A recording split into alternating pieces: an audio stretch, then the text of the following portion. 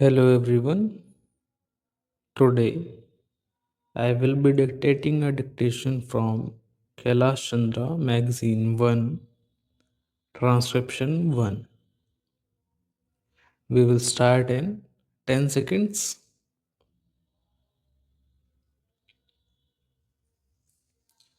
5 seconds to go.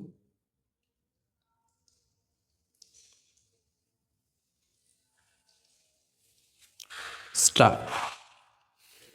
Now, sir, honorable members will recall that the bill was introduced in the House of the People on the 2nd September 1953. It has had a long history, and in one form or another, it has been before the public since the end of 1949. In the statement of objects and reasons, the various stages through which the bill has passed since 1946 have been summarized, and I need not recapitulate on this occasion the circumstances in which the then government of India took the decision in early 1946 to initiate an inquiry into the reform of our company law. I would remind honorable members that the 1946 and 1948 the entire field of company law was carefully reviewed by two distinguished company lawyers who were appointed to recommend the board lines on which the present act should be revised. Their recommendations were examined in the then Ministry of Commerce, and certain tentative departmental views which emerged were circulated in a comprehensive memorandum to all recognized trade and industrial associations, bar associations, the high courts, and the state governments, that brought us to the end of 1949. Many representations on this memorandum were duly received from chambers of commerce, trade and industrial associations, state governments, and the general public. At the end of 1950, the Government of India appointed a committee under the chairmanship of Sri Bhabha to go into the entire question of the revision of the Companies Act, with particular reference to its bearing on the development of trade and industry in this country. This committee examined a large number of witnesses in many parts of the country and submitted its report in March 1952. This report again was circulated to all state governments, chambers of commerce, trade associations, high courts, and many other bodies.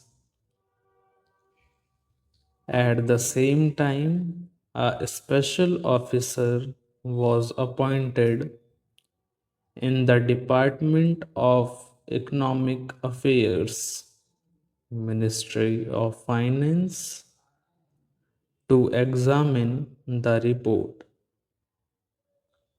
In the light of the views received from the interested public and to submit proposals to government for the revision of the present act. The bill now before the House is based largely on the recommendations of the Company Law Committee, modified in a few particulars.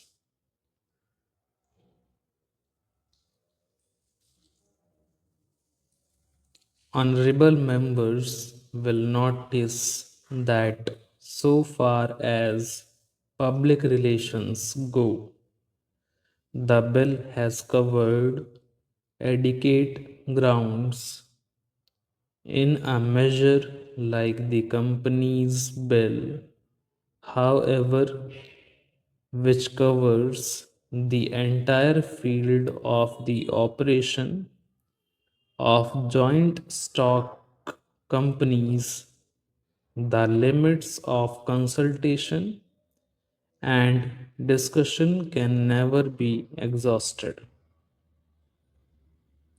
And I would like to go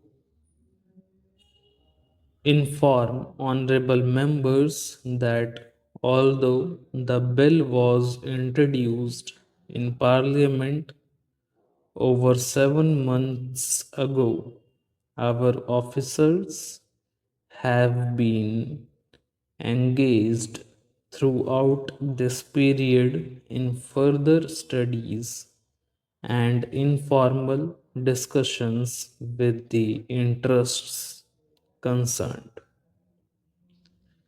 And on occasions, I have also participated in such discussions. I have also given some further thought to some of the issues arising out of the bill,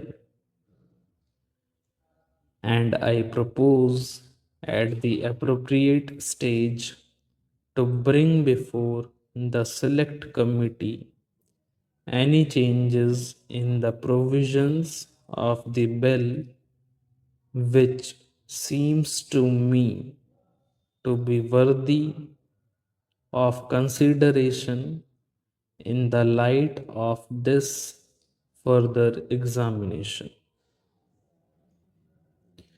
No honorable members will have noticed that the bill contains 6 clauses and 12 schedules.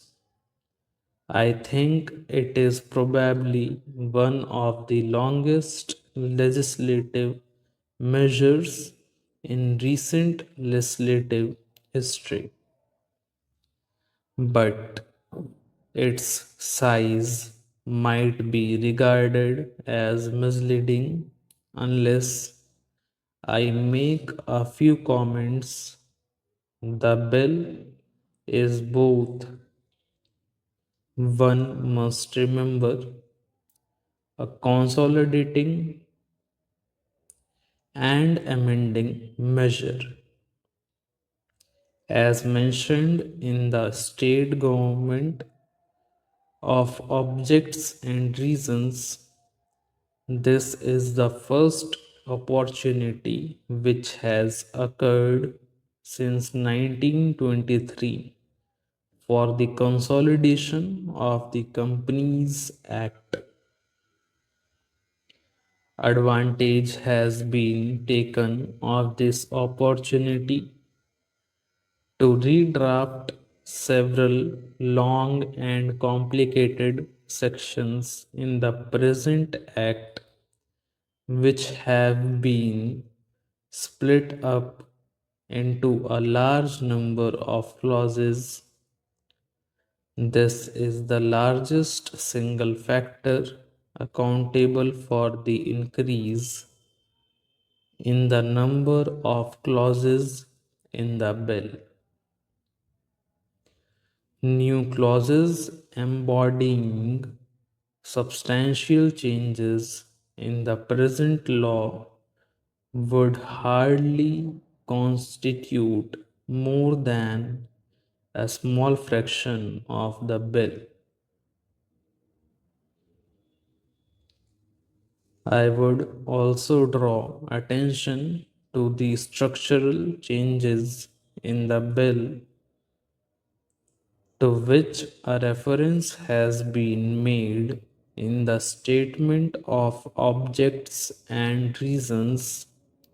The redraft of the bill and the rearrangement of the existing chapters in the Companies Act in a more logical order have, I think, resulted in a noticeable improvement in the form of the bill, and I hope will facilitate better understanding and appreciation to the scheme. I wish that the act which come into effect long ago was implemented properly. I know that the minister here is very earnest in implementing it, but unfortunately, his colleagues at the state level are disappointing him. Unfortunately, no steps have been taken for trimming or toning up the administration at the state level and at the district level.